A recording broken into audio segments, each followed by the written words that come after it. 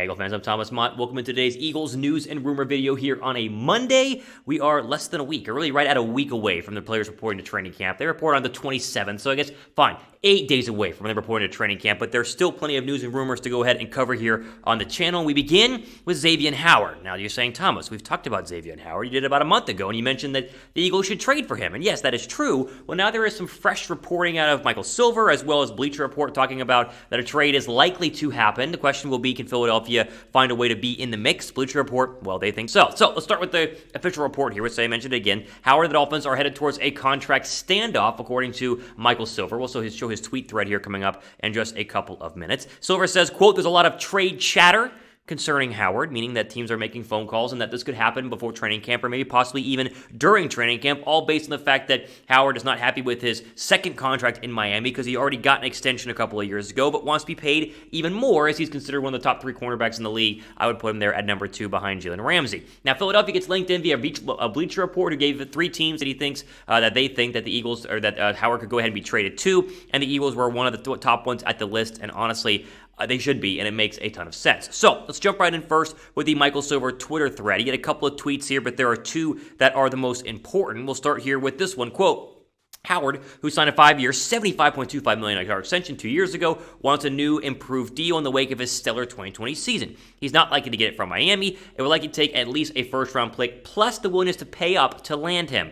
And we'll throw the next one up here saying there are several teams all in win-now mode pondering such a move. If no one steps up to meet Miami's price, Howard, who skipped the offseason program, could try to force the issue by holding out of training camp. He could be fined $50,000 a day. Good Lord. In that scenario, stay tuned, end quote. Now, what you just read there is that it would cost a first-round draft pick to go ahead and move Xavien Howard off the team and get him on, let's say, Philadelphia. Now, Bleacher Report has other thoughts here. They see a mock trade that could look something like this, which honestly, I really like. So the Eagles would get Xavien Howard back. They would give up a 2022 second-round draft pick, not a first, and include Zach Ertz, as Mike Gesicki with Miami has been a little bit up and down during his career. This not only clears up cap space, because you're playing Ertz $8.5 million this year, but also gets rid of Zach Ertz's, off-the-field issues, and only give up a second-round draft pick. I'm all for this. Now, I would even give up a first-round draft pick for Xavien Howard. You're going to have 3 of them in Philadelphia. If you can find a way to make the money work, this, to me, is an absolute must-have for Philadelphia. Now, in terms of being linked to actually trading for him, Bleacher Report had this write-up on the whole situation regarding Philadelphia. For the quote up on your screen right now, quote,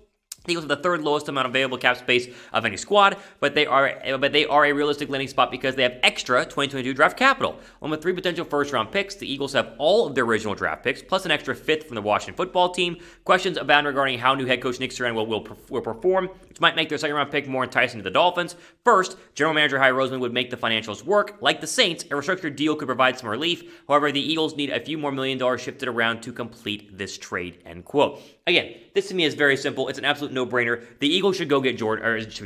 Should go get Xavien Howard. Go get Xavien Howard right now. Not only do you have a desperate need at the number 2 cornerback spot, you can create a cornerback tandem in Darius Slay and Xavien Howard that will be top 5, if not even the best in the league for many years to come. Howard's the real deal. I mean, he's an absolute monster and gets a ton of interceptions, turnovers that the Eagles were unable to create last year. I think the new David Gibbs coordinator in Philadelphia and just the secondary in general would go from, I think, being considered decent this year. I think the addition of Anthony Harris, the return of Roddy McLeod, and Darius Slay is a 1-2-3 punch that we all like in Philadelphia. But imagine those 3 plus Xavien Howard. That is a secondary that can do a lot of damage and slow down what is a very scary wide receiver group that's happening around you in the NFC East with Amari Cooper and CeeDee Lamb and Melvin, or who did the Giants get? Kadarius Toney in the draft. They signed the Lion receiver I'm blanking on right now, but there are a lot of good receivers in the NFC East, and I think Philadelphia would be beneficial in getting Howard. I'm fine with giving up a first. Money is the issue here, but if Howie wants to go ahead and be a wizard and move some things around in order to make this happen, I would do it 100%. Do you guys agree? Drop a like down below if you guys want Xavien Howard. I think you guys all should go ahead and be liking this video, not only because it's a good video, I'm biased myself, but I think all you guys would want Xavien Howard. I would drop a like down below. You guys should too. All right, with training camp just a couple of days away, go ahead and get your official Eagles jersey just in time for the season to be starting. Really right around the corner right now. And not only are there Jalen Hurts jerseys, there's a ton of different Eagle jerseys which you'll see on your screen right now. And there's even more that you might not even see. Go to our link, chatsports.com/Eagles jersey to pick up a Hurts jersey, or a Sanders jersey, or a Kelsey jersey, or a Slade jersey, or a Cox jersey, or a Brian Dawkins jersey, the ageless wonder, Weapon X, who, of course, we can always, you rock that for the next 50 years because he's one of the best Eagle players ever. And so pick up a jersey right now. The link will be down below in the description box. I need a new jersey. You guys probably do too. Pick one up and get ready to go for training camp and the start of the NFL season at chatsports.com/Eagles jersey. All right, we move on here into some other topics regarding the Philadelphia Eagles on our Eagles news and rumor video, and we go to the offensive line, which is not sexy because offensive linemen never are, but they are very important to the success of Philadelphia and the rest of the NFL teams in general. So the big thing here is Pro Football Focus's, or I should say ESPN's ranking of the Eagle offensive line, and they got some interesting, I think, metrics on what they expect Philadelphia to do from an O-line standpoint. So the big key, of course, that the Eagles' offensive line is finally healthy, right? And that's something that we cannot take for granted because they were so bad last year that they had Carson Wentz be the most sacked quarterback in the league. Now, some of that was Carson holding the ball too long. Some of that was receivers not getting open, but a big majority was the offensive line was atrocious. I said they're top 5, all getting healthy, all returning. They might even be top 3 in the NFL. ESPN Plus had an article saying they are 7th in the National Football League, which is a little interesting, and I want to show you what they said about that via their, again, ESPN Plus article. You had to pay to go ahead and read it, but, you know, we take one for the team here on our channel, so we'll throw it up on the screen. Quote, Philadelphia Eagles, projected PBWR 61%, pass block win rate, strongly suggests that the offensive line of Philadelphia was better than most believed, as the Eagles finished 11th in the metric. Yes, Carson Wentz led the league in sack rate and had the 6th highest pressure rate, but he also had the 5th highest time before pass average. He played a significant role in those pressures and sacks, as quarterbacks often do. The model likely likes Philly to improve in 2021 in pass protection, in part because of the possibility of a full season with Johnson, who played in only 7 games in 2020, end quote. Funny how they don't mention Brandon Brooks here. Like, okay, the reason that they're going to dominate this year and why I think the Eagles will have a dominant offensive line is not because of Lane Johnson fully being healthy. It's because everybody's going to be healthy. Lane Johnson, yes. Brandon Brooks, yes. Kelsey was up and down last year, even though he played a lot of the football games. Yes. Also, how about the left guard spot? Isaiah Moe is going to be healthy, and then you have a healthy left tackle position as well. Health is the big thing here, and the big key why the Eagles' offensive line is going to be 100%. And if they are, like I said, the Eagles will dominate, and they will be good. They won't be the 7th offensive line in the National Football League. They'll be 1st, 2nd, or 3rd. I mean, they are that good as a group when healthy. The right side is the best right side of the offensive line to me in football with Brooks and Lane Johnson. I'm not being biased here. I think that a lot of teams will tell you that when healthy, these guys can dominate. It was a big reason why they were great back in 2017 and won a Super Bowl. The right side of the offensive line was healthy. You had the Peters injury, but it came late enough to where Mailata could go ahead, or not Mailata, where who wasn't it? Vaitai could go ahead and fill in and be good enough to win a Super Bowl. And so I think the guys are going to dominate. They're going to be healthy. And even if they were to have injuries, they are pretty darn good at depth, as you guys have seen in our depth chart. Brooks coming back is the big factor here because Brandon Brooks is the best right guard in the National Football League by a mile when he's healthy. And that's no bias. I'm being honest here. I think you guys would agree. Him coming back from the second straight brutal offseason injury with the Achilles is a big deal. If he can be healthy, if he can be 100%, this is an Eagle football team that's going to move the football, especially in the trenches. And what do we know?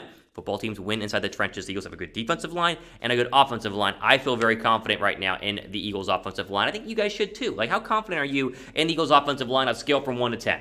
Right, simple. Scale of 1 to 10. How confident do you feel right now? 1, if you put that down, you're crazy because it's not a 1. 10, maybe you're like me. I'm at a 9.5 right now. As long as they stay healthy, this Eagle offensive line will dominate. I stand behind that. Give me your confidence level, though, down below right now in the comment section.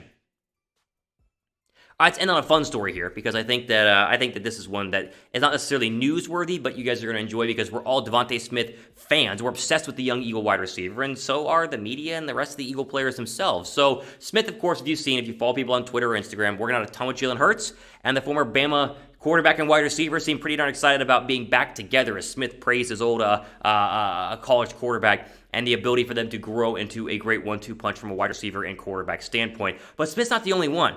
Like, there have been a lot of praise from a lot of different guys, including Sirianni and now Lane Johnson, who have given, very few limited snaps in terms of OTAs, but they've seen what they like out of this number 10 overall pick in Philadelphia. Here was Lane Johnson's quote. You guys are going to like this. Throw it up on the screen right now on Devontae Smith. Quote, we call him the Slim Reaper. I think that's his nickname. He's impressed early on in camp. He changed his direction, his ball skills. He doesn't say a whole lot, but he does show a whole lot of what he's capable of. And I think when you have a guy that high caliber, I think he does nothing but bring everybody else along in the receiving core. We're excited about him. I think he's going to do tremendous things this year. And yeah, I'm in the Slim Reaper. Watch out for him, end quote, which is, whew, man, I can't wait. You want to get a jersey, get a Devontae Smith jersey. That kid's going to ball out. Smith of the game was asked about Hurts. Very quiet. Doesn't answer a lot of questions. Doesn't say a lot of things. Here's his thoughts on Hurts. We'll throw that up on the screen right now. Quote, it's great to have that connection come back. It just feels like old times, like back in college, end end quote. So if you're not excited about Devontae Smith, I try and give you guys little stories here and there on the show in terms of, my excitement level for Devontae Smith, and yours should be very high as well. But I love the fact that other people are taking notice.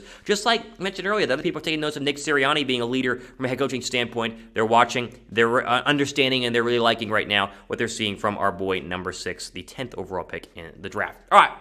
There you go. Ultimate for today here on our channel on Philadelphia Eagles Now. If you guys enjoyed the video, plenty more videos upcoming next couple of days and weeks. Tomorrow, we're going to get into my top training camp battles to keep an eye on as we get closer, literally 1 week away from Philadelphia Eagles training camp, so stay tuned for that. Make sure you guys are subscribed too. We're close to 20,000 subs by hopefully next week. Help us out, grow the channel. We really could use your guys' help. All right, ultimate for today here on Philadelphia Eagles Now. I'm Thomas Mott, signing off for the rest of your day.